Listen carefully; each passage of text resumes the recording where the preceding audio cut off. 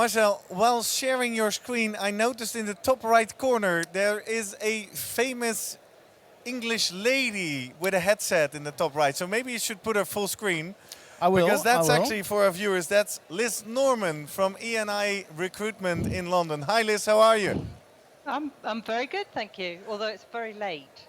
Yeah, what So, time is it in the UK at the moment, just to make us aware?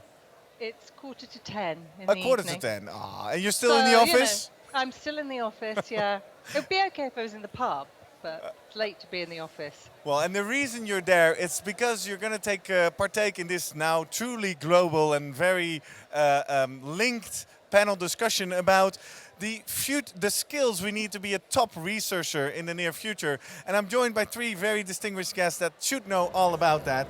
On my right is Michael Aliotto. You're the adjunct associate professor at the Walsh College of Business. And you know a lot, obviously, you're very close to the student body over there. Yes. Next to you is Niyat Mohammed Bailey. Do I say that correctly? Almost got it. Almost, Almost got it. Almost. You're a research analyst at Skim in the Netherlands. Obviously, you're pretty young in the market research industry. Yes. And on the far right is a familiar face by now on Channel 3, Julia Gasperi. Welcome back. Because obviously you're also one of the young and dynamic entities that we have here in this body. Now, before we ask you your take on the future skills we need, I'd say we first go to Liz to make sure that we all have our connections up and working.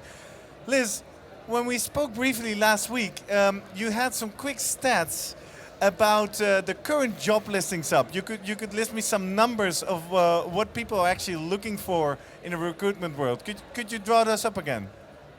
Yep. I had a look at Indeed, which is a site that just collates all the advertised jobs. And when we spoke on the 8th of September, there were 9,798 data science roles advertised. There were just 645 qualitative roles, and those included UX and digital qual, and 944 quantitative roles. I had another look at it again yesterday, and it also gives you the average salary. So the average salary, it reckons, for a market researcher in the UK is 28,122, and the average salary for a data scientist is 54,270, which just indicates the shortage there is of people with statistical and data science skills within the industry. So let's kick in an open door. If I then ask you, Liz, what are the skills someone needs to be a top researcher in 2017? What would be your answer to that?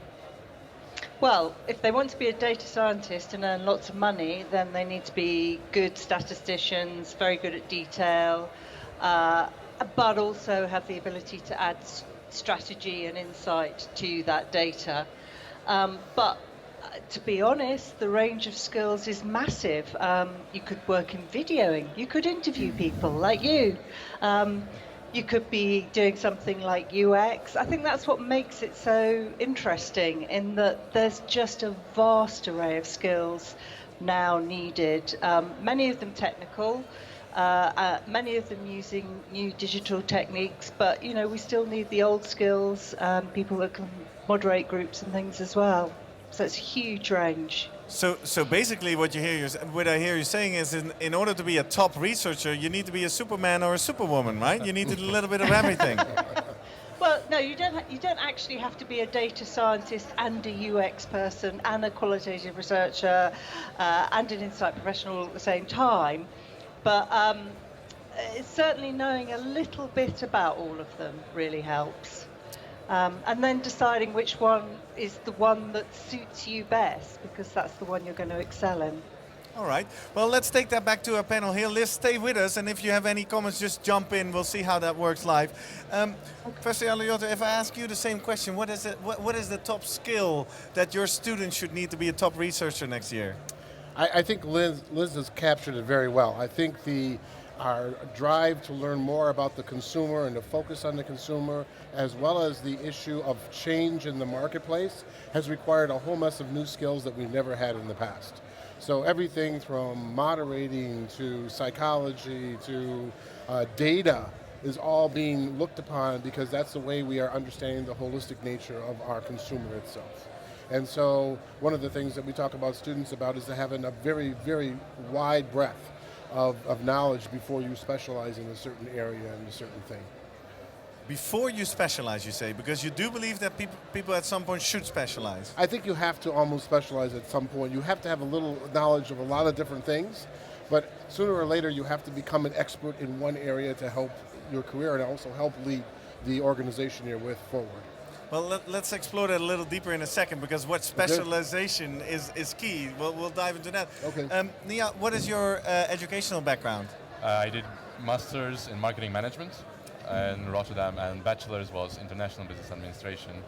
So, and I think during the masters, I found a passion for the data analysis. Because explain to our viewers a little bit. We got a lot of students watching probably. What is that passion? What is so exciting about market research? For sure, numbers. During my bachelor's, I was called that I'm a bit weird because I really loved SPSS. Yeah. And I really liked enjoying... Which is a Dutch TV channel and not in the top 3, right? Yeah. No. Oh, SPSS. I thought you mentioned SPSS. No. You mean the statistical program, exactly, right? You're a stat geek. Yeah. So, and then during my masters, we started using it more deep and not just clicking buttons, but understanding what's behind it. And that's what was really driving me to applying for data analysis. And then it just happened thanks to my professors who managed to show me what market research is. And how long have you been now working in this industry? Just 11 months. Exactly. And exactly. how do you find it? Oh, Almost first year coming up, yeah? Fantastic, yeah. I don't know, it's a great opportunity to be here just after 11 months. Yeah, by the way, what brought you here? How did you end up at the ASMR Congress after 11 months in your job? Well, I'm part of the Corporate Youth Program. Yeah. And I was presenting yesterday our project together with Corey and Patricia about how millennials perceive different type of visualizations comparing to non-millennials. Wow. So you got quite a launch, right? In your first year, you're already submitting a paper and being invited to talk. Yes, indeed. Julia, yes. Besides being able to quickly record videos on your mobile phone and post them to Instagram, what other top skill do we need to be a top researcher? Not much, no, just kidding. That's kind of key, right? Storytelling, yeah. I think just to touch upon what Liz and everyone else has already shared, I think if we take it one level higher and look at fundamental kind of drivers and skill sets, I think curiosity is a very important one. So really having that innate ability to constantly be curious and constantly explore new opportunities. Another one that I believe also touches upon the opportunity of exploring a breadth of skills is to be agile and to really be able to take a skill set or start somewhere, because we all have to start somewhere, and kind of take that journey across different types of opportunities as opportunities arise. And agility can be horizontal, it can be international, it can be vertical, it can have any type of dimension that you would want to put on it. So those are definitely two elements that I would look for. So curiosity and broadening. Now, let's try to make that practical. Yeah. Because it's easy to claim here, but how do you do that? You are in love with SPSS. You're a stat geek. Are you making yourself broadly educated? What are you doing to broaden? Just to correct myself, like SPSS is not market research. I know. Market research It's is a much tool. more It's than a tool, of course. We don't really use SPSS much, but what I do, I really like client management, and from being the statistical geek, I moved more into being more extrovert and talking to clients, and that's a new passion that I found during my work. All right, so that's the first broadening step, I guess. Exactly. But what I mean is, should we actively be permanently educating? And for example, is the university facilitating that? Are you pulling us back after we graduated, or what is your vision on that? Well, I think that the issue of constantly broadening and constantly being curious are very important things for us to do. At one time, at least in the United States, in the university, we taught a very narrow business model of marketing research. It was focused on quantitative and qualitative, and it was very traditional in its approach, business management, etc. Now, we've actually entered into the curriculum things such as neuromarketing, things around psychology, issues about big data. And so we're teaching the students earlier to get into this as well. I think the paper this morning, or yesterday morning if I remember, from the Wharton professor who talked about some of the newer things that are out there that a lot of us in the practitioner field are still not doing yet. We need to move that earlier into the field and teach students earlier about these things. Gamification, using of videos, pictures, all these things that we're looking at to better understand the consumer and get closer to the consumer, especially with all the change going on, especially around a technological change. The earlier we can do this, the better we're going to be. So the business model is constantly being modified, and we're constantly learning from other cross-disciplines and cross-cultural areas as well.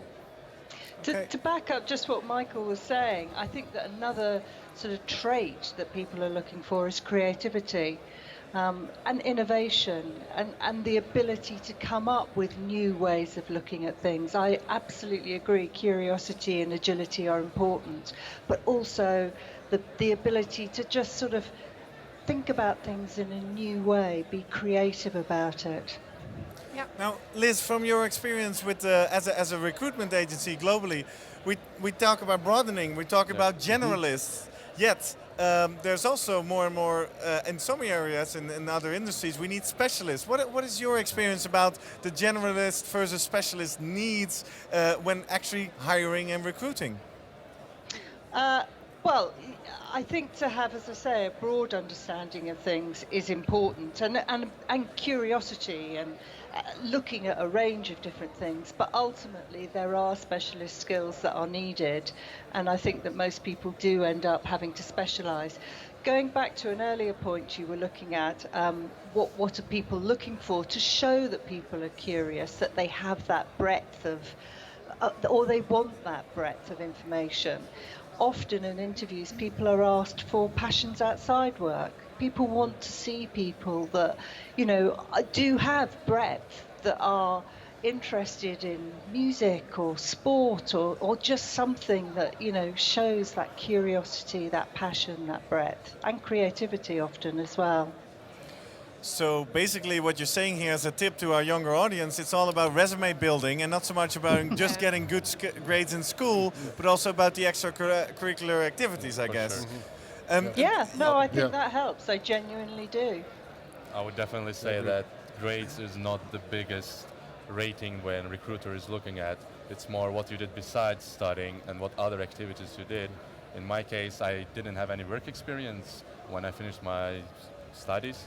So I did only one internship and then I applied for the job. But what I did during studies was other activities. And what kind of stuff did you do on the side of your studies?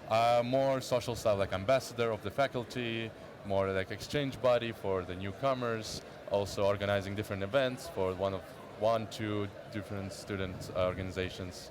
And I would say being flexible is definitely one of the skills that nowadays and in the future is needed to be a good research analyst. Yeah, and conversely also, I love the point that Liz was making about, integrating creativity. I think there is also another element, and kind of reversing the conversation a little bit, is for, our audiences who are looking for a job, who are currently finding something, try to also challenge the employer to give you opportunities. I see the professor nodding very heavily.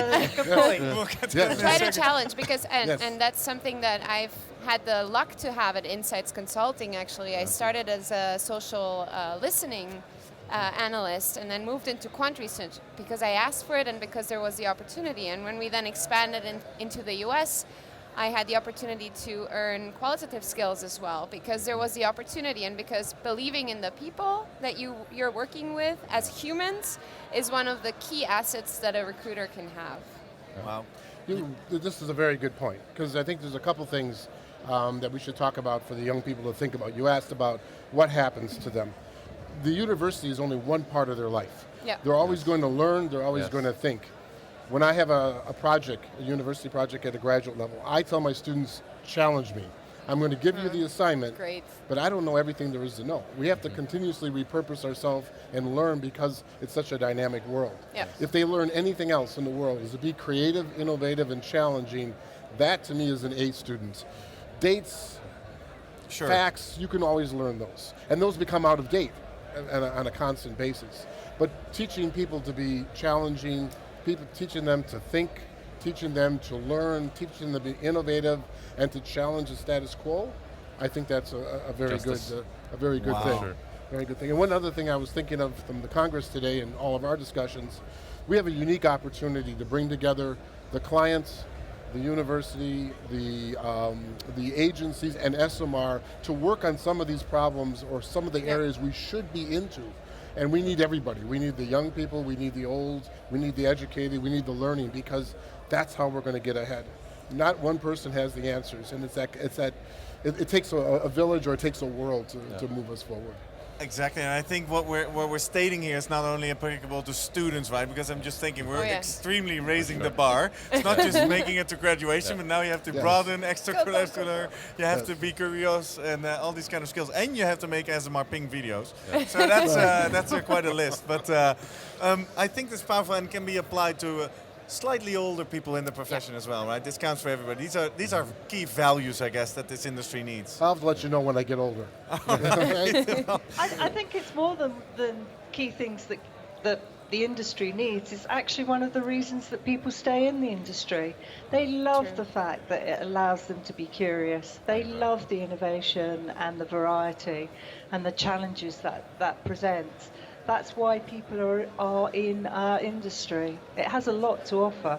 Just a small addition, I would say, don't only challenge your employer, but also challenge yourself Exactly. to get outside of the box. Yes. Keep challenging. Exactly, out of the comfort zone. Otherwise, you will never grow and always be in one place. Well, to give you a little challenge, have you recorded an ASMR ping video already? No, Okay, talk to Julia. I'll challenge you for we that. already talked about it. Michael, Nijat, Julia, and Liz in London, thank you very much for sharing these with us. I think you compiled a great list of values to be a top researcher in 2017. And let's make a date and catch up in Amsterdam and see how this develops over the course of the years. All right. Sure, Thank perfect. you very so much. much. Thank you.